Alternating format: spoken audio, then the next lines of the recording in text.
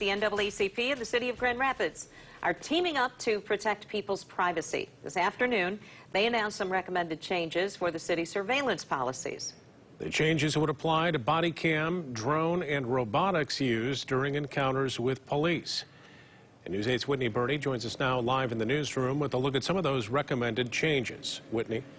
The city worked with the ACLU to put a policy in place back in 2015. As technology and first responders' use of that technology advances, the city says its policy should too. Standing side by side, the city of Grand Rapids, first responders, and the NAACP talked about your right to privacy.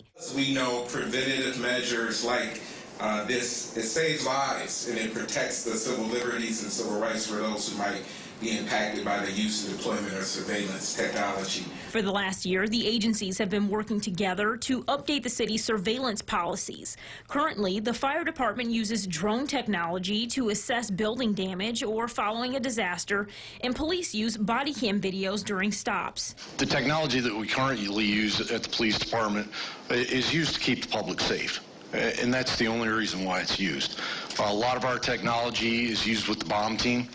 We have one of the only bomb teams on this side of the state. Today they presented recommendations to give citizens the ability to be more involved before the city buys surveillance technology, and also to ensure equity in how it's used. You know, I think if we look at surveillance technology and devices that are used across the country, I mean, let's be honest, we know that typically Black and brown people and poor and white folks are disproportionately impacted. Some of the recommended changes include mandatory public hearings before technology is deployed and annual public records of that surveillance broken down by race, gender, and location.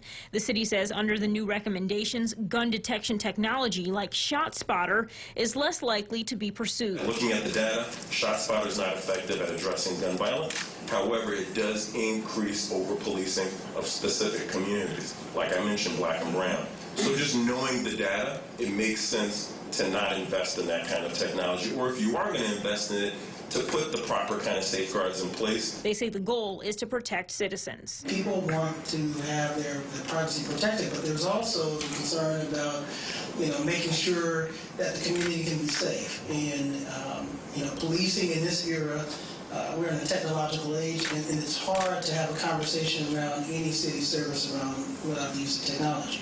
So citizens should be assured that when we buy technology, that it won't be overly invasive. The NAACP says they will be educating the public over the next few months about how these new policies will work.